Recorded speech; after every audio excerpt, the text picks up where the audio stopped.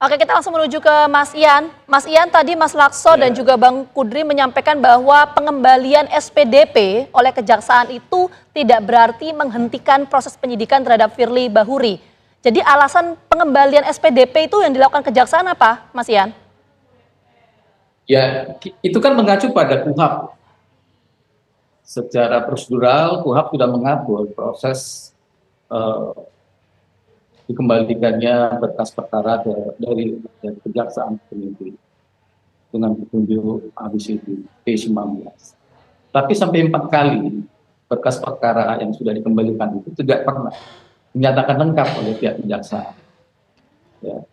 Nah, otomatis pihak kejaksaan juga harus memberikan kepastian terhadap berkas perkara Pak Firly, sehingga mereka pada tanggal 28 November kemarin mengembalikan SPDP yang sudah dibuat oleh penyidik Polda Metro.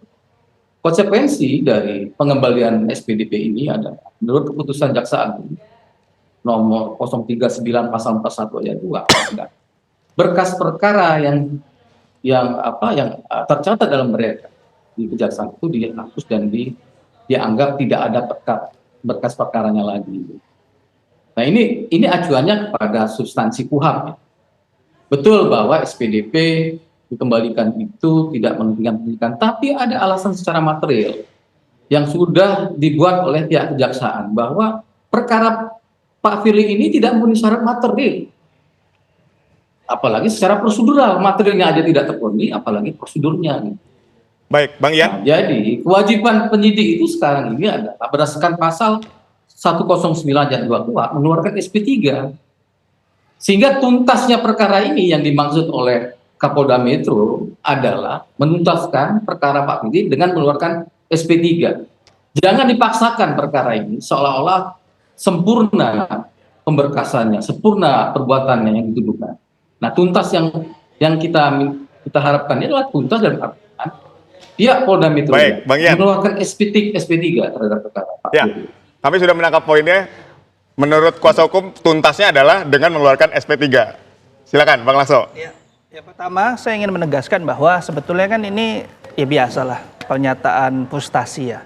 Karena waktu upaya peradilan pun, lembaga peradilan sudah melihat bahwa adanya bukti permulaan yang cukup untuk melihat kasus ini sebagai kasus yang dapat ditindaklanjuti dan memenuhi unsur sehingga kedepannya ini bisa dikembangkan dan bahkan dilimpahkan melalui proses pengadilan.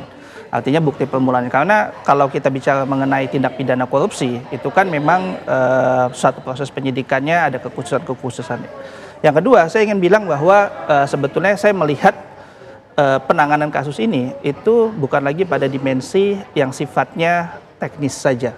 Kenapa? Karena ini sudah 2 tahun dan saya yakin di Polda Metro Jaya pun banyak penyidik-penyidik yang mumpuni, di Kejaksaan Tinggi DKI Jakarta pun banyak jaksa-jaksa yang mumpuni. Saya melihat di sini lebih kepada aspek-aspek yang mungkin kaitannya dengan aspek-aspek politis terkait dengan posisi Firly Bahuri sebagai ex-pimpinan KPK.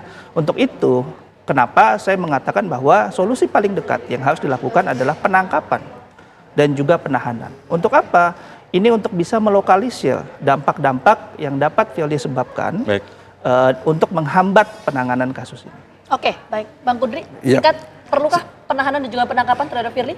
Saya kira begini, itu sebalikan kepada diskresinya penyidik itu ya. Tapi saya mau kembali lagi bahwa kejaksaan, penuntut umum tidak mempunyai kewenangan untuk meminta penyidik menghentikan penyidikan. Nggak punya kewenangan. Itu murni karena kewenangannya penyidik. Kalau mau penyidik menghentikan, ya ini. Nah, penghentian penyidikan itu karena kurang alat bukti. Tapi ini tidak mungkin dilakukan oleh penyidik karena dia udah netapin tersangka.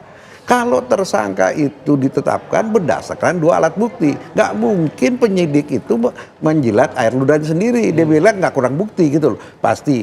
Yang satu-satunya yang bisa menghentikan penyidikan ini kalau tersangka itu mengajukan para peradilan. Nah, jadi yang saya katakan tadi, penghentian penyidikan itu hanya ada dua kemungkinan. Pertama, karena kewenangannya penyidik sendiri yang ini tidak mungkin, atau karena perintah pengadilan dan sebagainya. Nah, saya kira untuk singkatnya ini untuk mengindikan saya kira memang jangan ini wibawa institusi ya, dan ini polisi kan mewakili ini. Saya kira ada baiknya memang harus dipanggil paksa, saya kira. Baik, kita akan melihat ya bagaimana nanti penuntasan kasus ini oleh pihak kepolisian. Sekali lagi terima kasih Bang Kudri, Bang Lakso, dan Bang Ian telah berbagi informasi kepada kami. Sehat dan sukses untuk semuanya.